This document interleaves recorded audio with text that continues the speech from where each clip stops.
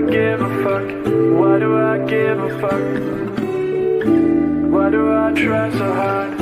Why do I care so much? Welcome to Why Do I Give a Fuck? A cross-cultural conversation between myself, Deanne Tate, and Johanna Thompson. In these times of great struggle and possible shift, we ask ourselves, why do we give a fuck about any of it? How does the lens we see the world through impact what we see? And what do we do about it?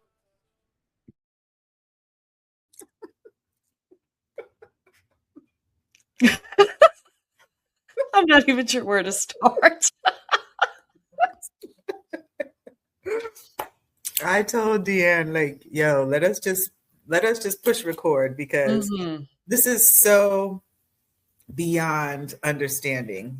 And it really comes from me sharing a piece on social media that I am very hesitant and cautious to share with anyone else. So like having people know where this resource came from would give it more light and more air. And I don't want more people to go to it or to actually engage this content. And people, you know, if y'all decide that you want to do a deeper dive and try to find what we're talking about, you are welcome to it. But it is so egregious and so harmful. And some of the themes that we were talking about addressing, particularly this month, because we're celebrating Women's History Month, is, you know, what's going on in the world today and the impacts and how it affects women. But a lot of it is that we have to be cautious of is the information that we are receiving over the internet and who's speaking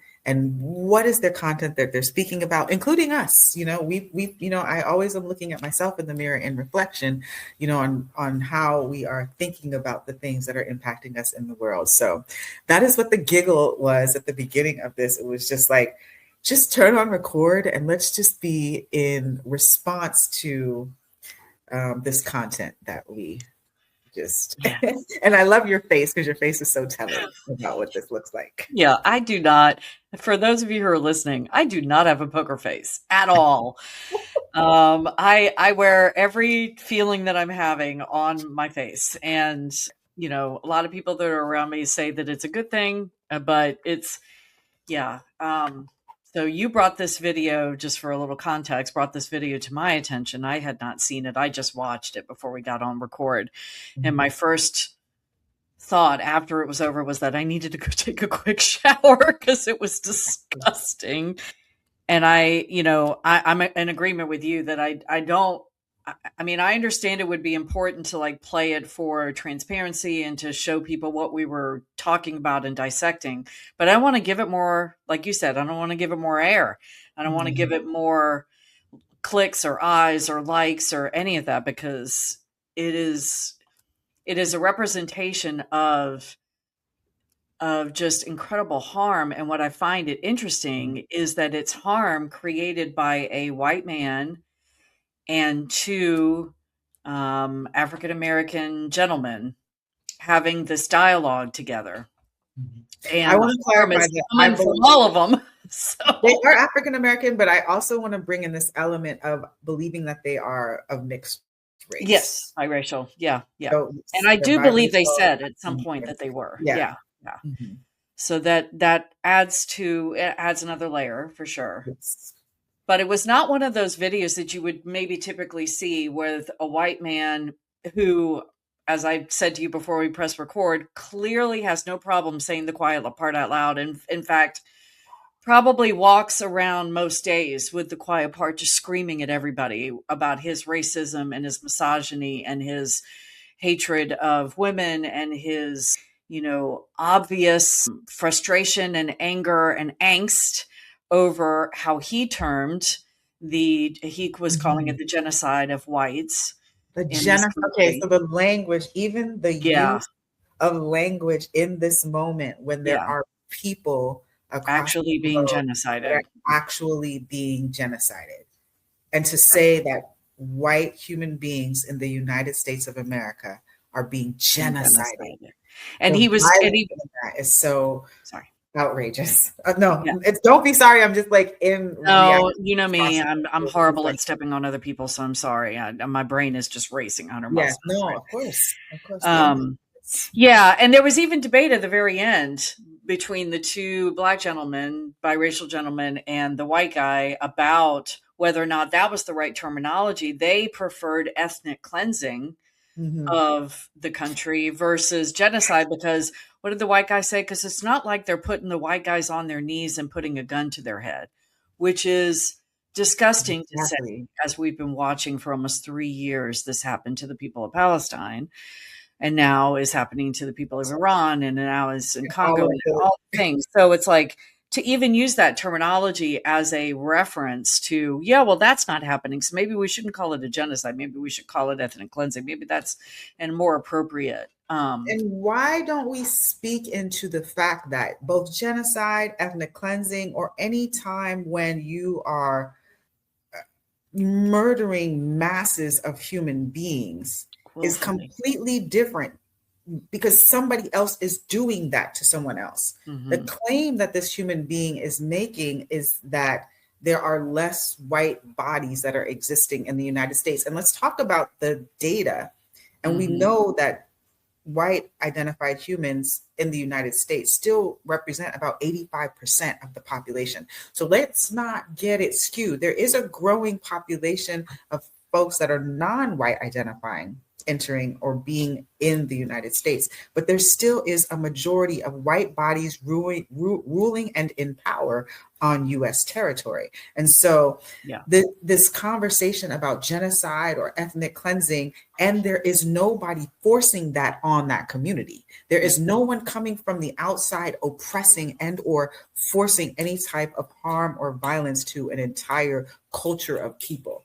And so even using that language is so violent and so harmful that it's taken me back. Yeah. And the topic of the video that we watched was about racial mixing. That's the terminology.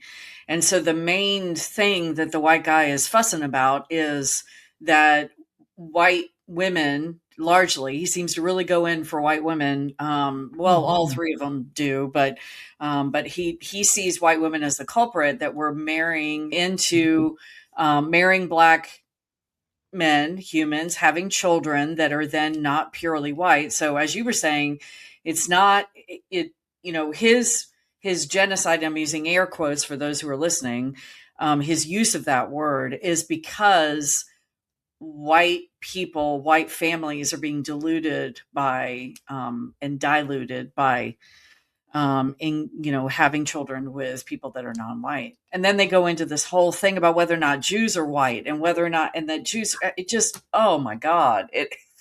I'm losing myself right now. I'm losing myself because I'm also thinking about like the creation of the United States and how much violence and rape and pillage occurred to non-white human beings. They didn't care about mixing then, did they? They were mixing a whole lot of race. They were mixing a whole lot. They were creating races, not even mixing race. They were creating a white race. They're creating intentionally so that they could then enslave the children that they were having. Yes. Yeah. Oh, and then he goes off on finding out that Christopher Columbus was Jewish.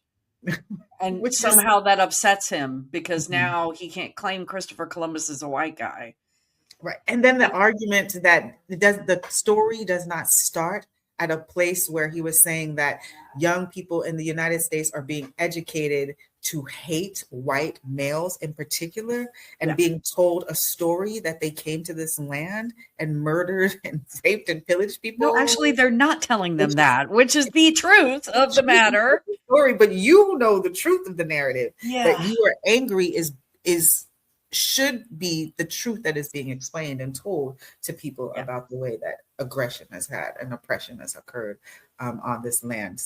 And we know that we're actively erasing that truth. You know, I'm still involved in that book club that I'm doing about the 1619 Project. And we just met this past Saturday and talked about 2 chapters because we had to cancel in February because of weather. And we talked about citizenship and self-defense, which is about, the fight that it took over the span of decades to get citizenship for Black Americans, Black humans.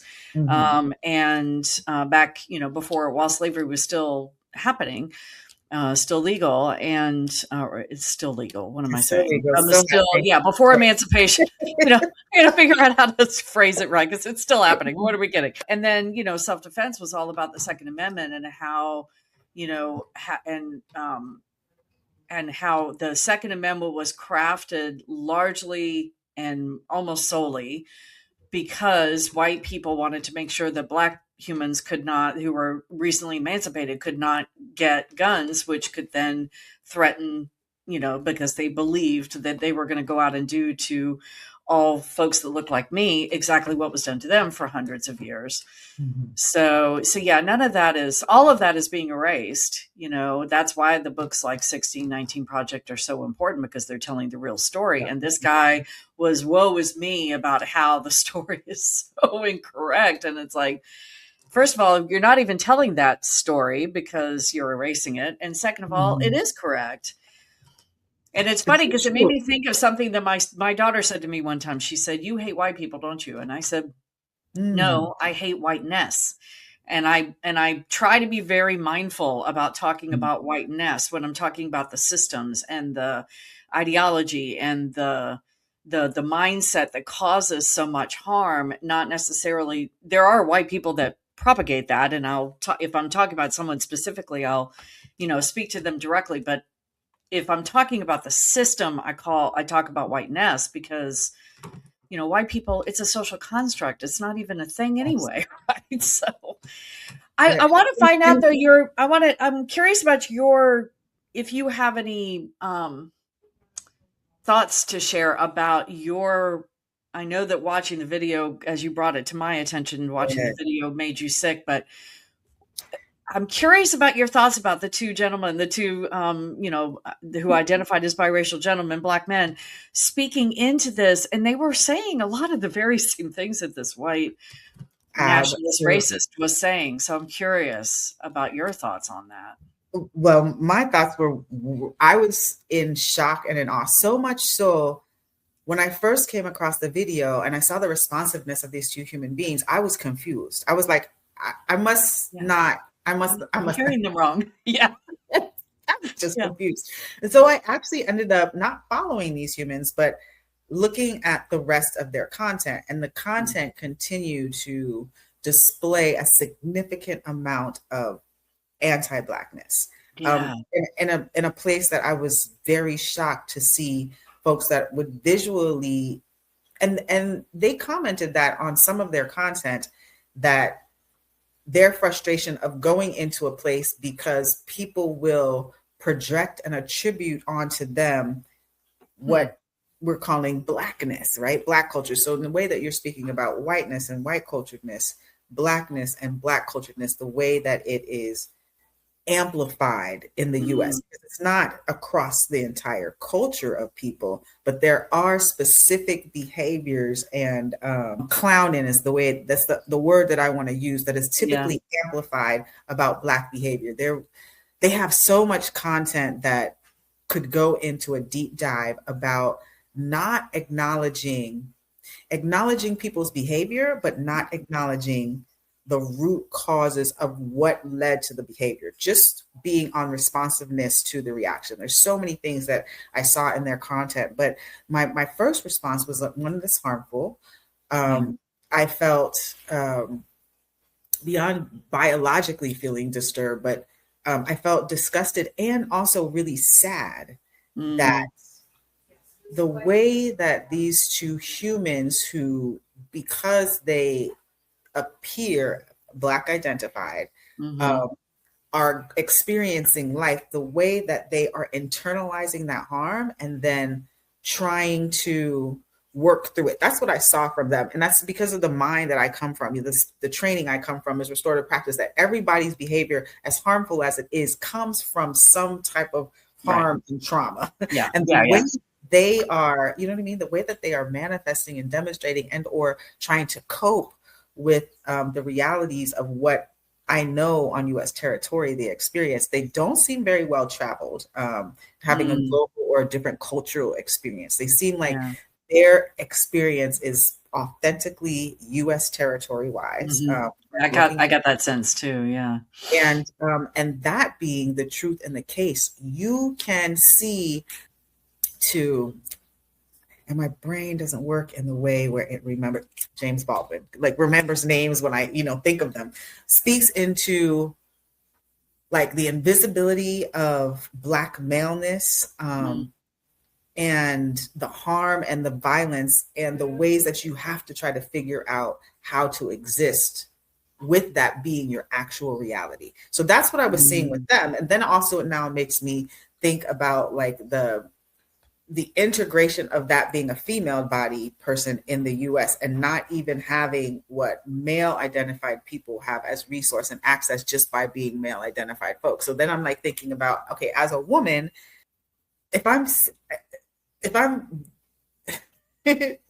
I'm just lost for words. I'm lost for words. I'm lost for words that there are people that could prescribe to such personal harm and violence. So, like when you're in mental health and you're like, as long as you're not doing harm to yourself and others, all right, let people do what they're doing. But what I'm watching is not only harm to yourself, but harm to others in the way that you're trying to cope with the realities of having to exist as a Black male body on U.S. territory. And so like, I was shocked.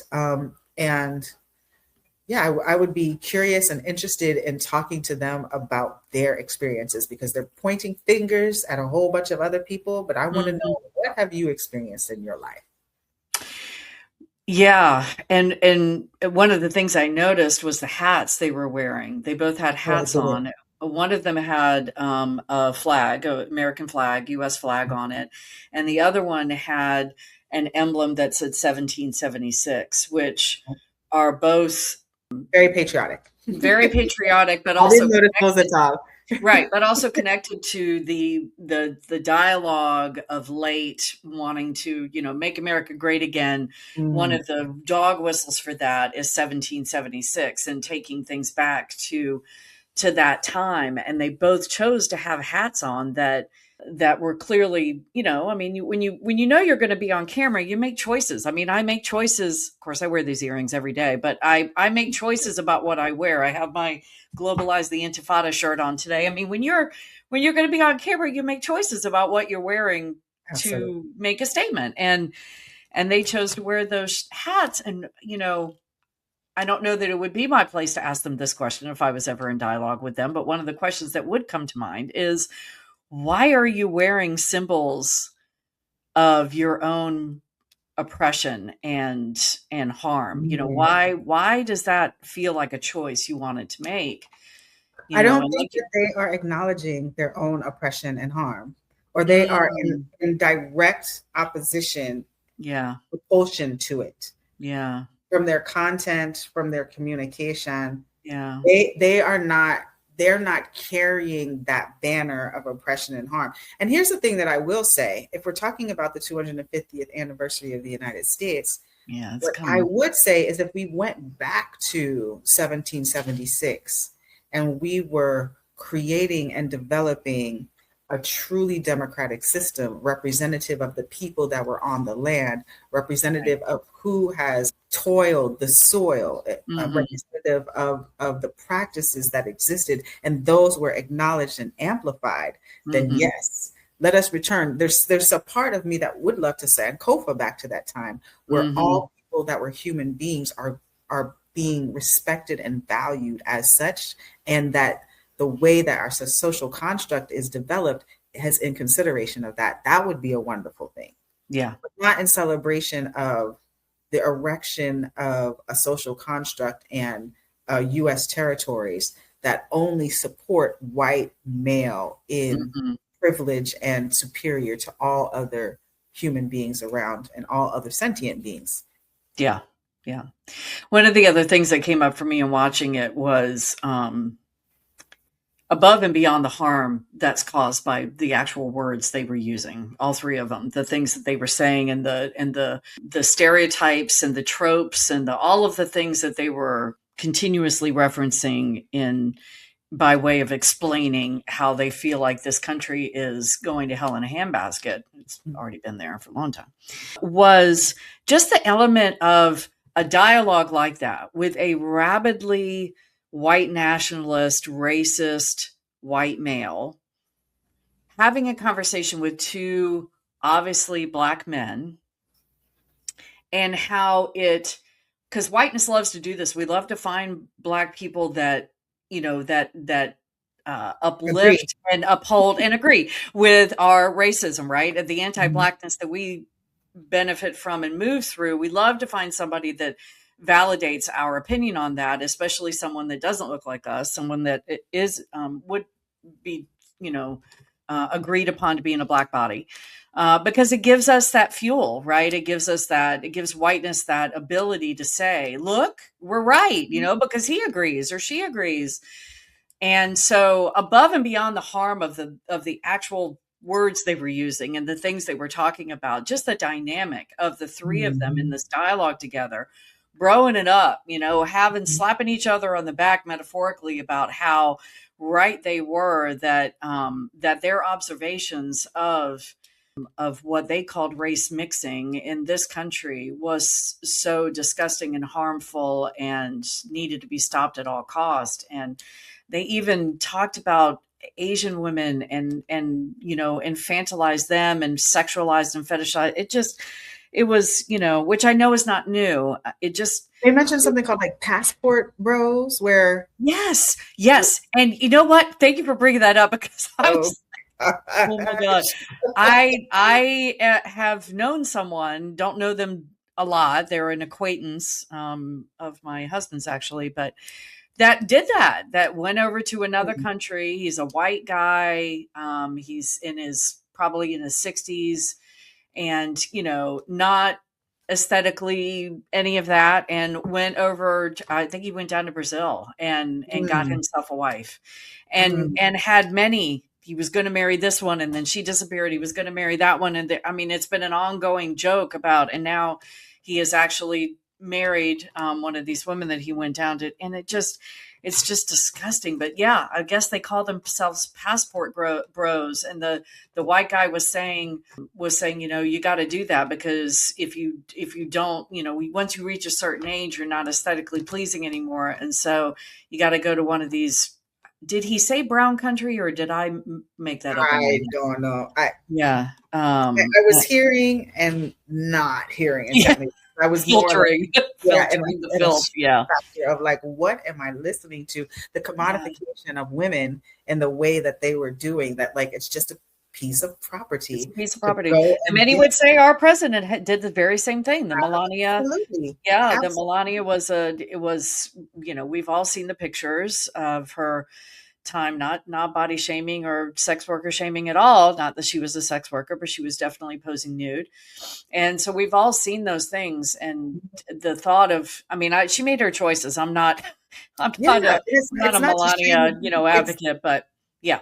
The targeting, you know what I mean? And then women being in this position, right? This is Women's History Month. Women being in this position where they're commodified, where they feel forced because of lack of resource and access to be able to take care of themselves. I'm feeling in that way. You put yourself out in a way to be able to have that provision and that protection that you think that you need, because you don't have the accessibility to reach. And thank God for the women pioneers that do exist, that have paved the way for creating more access in the world for other women to be able to care for themselves and care for their families and care for their communities in the way that we do. And I just always think about back to what I believe was really happening in antiquity. And what I imagine when I see the pictures on the wall, if I was telling the story, it was very obvious to me that things operated very much like it does in nature. If we look at bees, there's a queen bee, and then there's people taking care of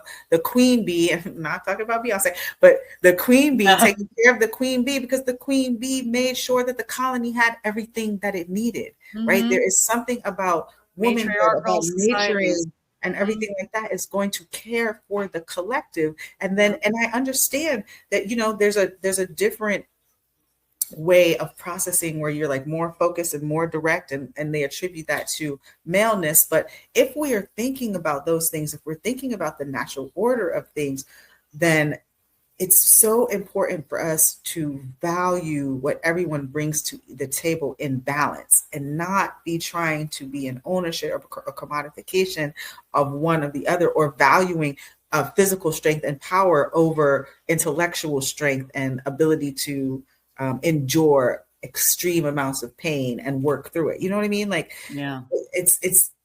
It really is, as I'm sitting in Women's History Month and thinking about how the lack of value that women still exist in this world today, it really is, this content on social media speaks to that level of harm. And that's not the only thing. You shared something else with me about the intentionality of creating these social constructs and creating the positions where men are superior to women, where white identified people are superior to other, and then the purposeful and intentional methods that folks that were initially creating the United States and or having the most financial power in the United States, creating these systems of oppression for people.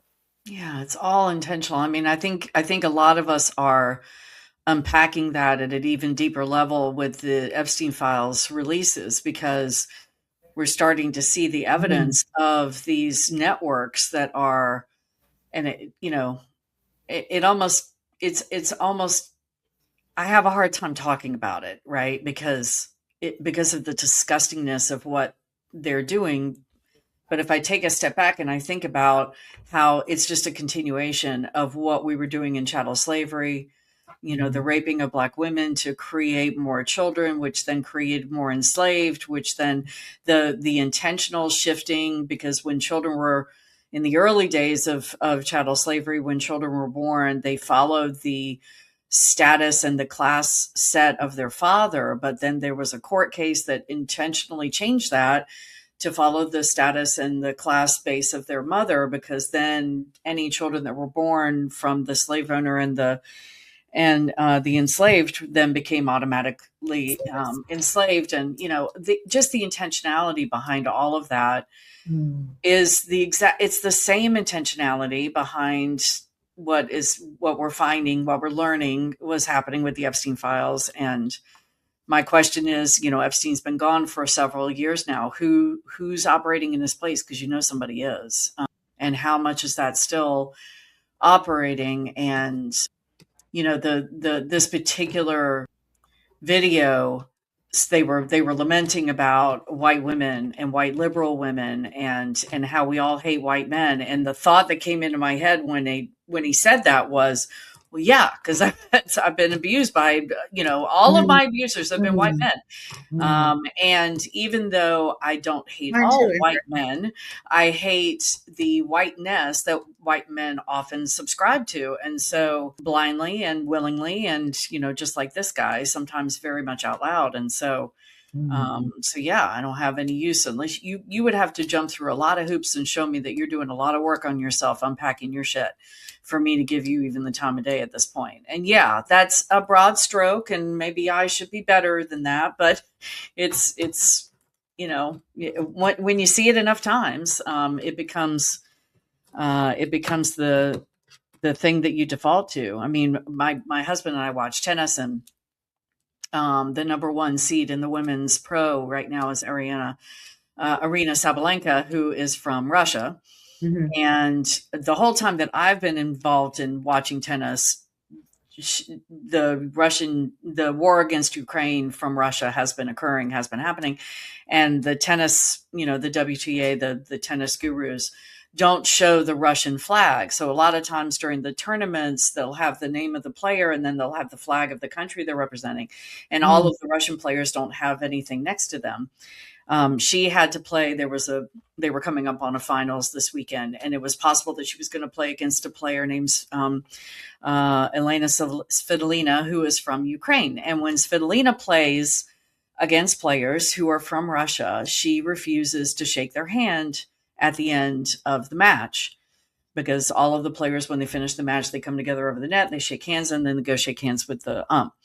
and she refuses to shake hands with the Russians. And so my husband and I were having a debate again about, well, it's not that tennis player's fault. She's from Russia, but she's not the one that's causing the war. So why can't she be a good, a good sportsmanship and shake the hand? And I said, well, he's like, it's not like I don't shake the hand of every white person I meet. And I was like, you would be well within your right to not shake the hands of any white people that you meet. And I wouldn't judge you for that, and I don't judge this player. She's Ukrainian. She's going to play against this Russian player, but when it comes to shaking hands, no, sorry, I'm not doing it. And so she has a right to do that. Her country is being attacked by this other country. And even though that player is not responsible for that, she represents that, and so, yeah. And it wouldn't be genuine. So like, that's one thing about the United States that's culturally like absurd, in my opinion, is that we do things out of politeness, but not out of like sincerity. And so like, there's more violence and harm in that. Shaking the hand of somebody that you don't actually want to shake their hand, or being greeting, and it's nice and gracious, but like, there's so much underlying violence that is so performative. It's not necessary to do. And I think that it speaks to recognizing the value of where the Ukrainian player exists, and not faking with somebody from a country that you're at war with, especially when you're in competition. Like, sports is a medium that allows us to get out our aggressions on the court through the sport. Yeah. But that doesn't change. Like, the competition doesn't mean that at the end of that, you'll be best buds, right? Especially if I won or lost or whatever it may be. It just amplifies the competition and like the tension sometimes. Yeah. And I was also saying, I was like, the tennis, whatever organization is already acknowledging that Russia is an aggressor towards another country by not showing the flag of that player. And that's been going on, I've been watching now for almost 5 years. And so that's been going on the whole time. And so even the tennis organization is acknowledging that there is harm happening, and not necessarily by that player, but by the country that player represents. And I think I might be making this up. So correct me if I'm wrong in the comments, but I think that player, Sabalenka, that I mentioned, who's from Russia, when Svitolina first refused to shake her hand, if I'm not mistaken, it was a big to-do and everybody was talking about it. And if I'm not mistaken, the press asked her about it, asked the Russian player about it. And she was like, if she doesn't want to shake my hand, I totally get it, which I think that is appropriate. It would be like me understanding that somebody doesn't trust my whiteness because they don't know me from Adam, and they don't know necessarily whether or not I'm, going to cause them harm. And so they just would rather stay safe. And, Muhammad Ali talked about the 10,000 snakes. I get that. I totally get that. And I honor that and appreciate that. Now, I have gotten that 10 years ago. Okay. I'm hearing you say that. And then I'm also thinking about it because I'm always going to be in reflection. Yeah. And there's one thing to make a decision to not want to shake somebody's hand and like fake camaraderie when you don't have it. Right. There is a different thing about making an assumption about someone giving harm. It's different than a white woman clutching her purse walking down the street. You know what I mean? When they come across a black person, or going in, or being in an elevator and a black human being comes in the elevator, you crouch yourself in the corner and you hold your stuff because you think somebody is going to do something to you. That's a different type of display of safety than making a decision to like, I don't want to shake your hand because our countries are at war, my people are dying because your people are oppressing them.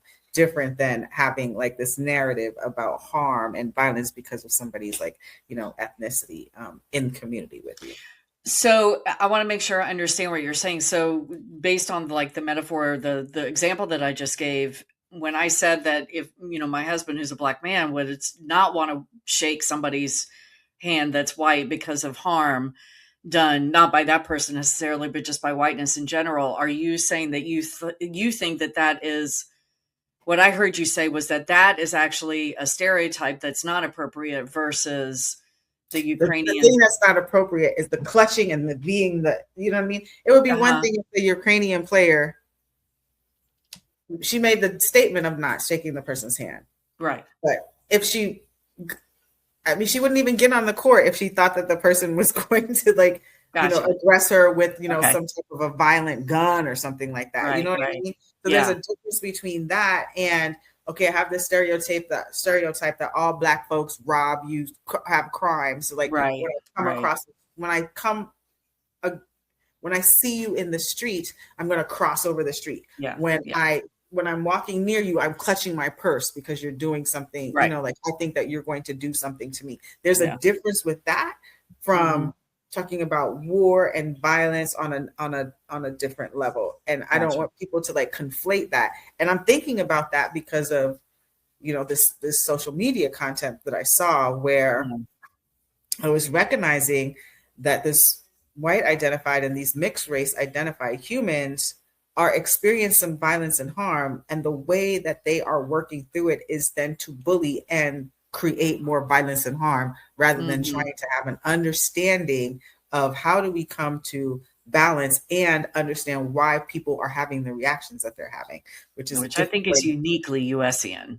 I mean, Definitely. I know that there are other cultures and, you know, that might react in that way, but I think the US society as a whole, especially whiteness within that US society, just has a unique, it's just like the chattel slavery that we created. Slavery has existed in the ecosphere since mankind probably came around the pike. But the chattel slavery that the US created, that my ancestors created, was uniquely harmful and uniquely nasty and intentionally so, you know. So I'm smiling in this moment, not from what you're saying, but thinking about you naming, my ancestors did. And I think that this is an opportunity for us to talk about that. There was some other content going around on social media. And that's why I really want to continue to deep dive into this, because like identifying what is the truth of the stories that are being told and what is not, what is fake that's being told and communicated. But maybe we can talk about that on another episode. We could do it on the next episode. Stay tuned. Yes. Stay tuned. Yeah. Because it's probably going to take the whole episode to talk about it. So yes. Yeah. All right. To be continued. Thanks for joining us. Until next time, as you move throughout your day, continue to ask yourself, Why Do I Give a Fuck is produced in collaboration with Johanna and Deanne. Music by Norwegian musician Water. See you next time.